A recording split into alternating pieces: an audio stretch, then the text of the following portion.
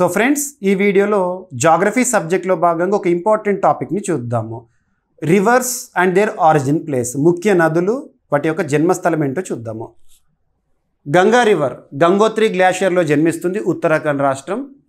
Godavari river Trimbakeshwar, Nashik, Maharashtra. Krishna నది మహాబలేశ్వర్, మహారాష్ట్ర. యమునా నది Yamunotri glacier, Uttarakhand. Narmada river Amarkantak plateau, Madhya Pradesh. Indus river lake Mansarovar, Tibet. Brahmaputra Angsi glacier, Tibet. Mahanadi Sihawa, Dhamtari, Chhattisgarh.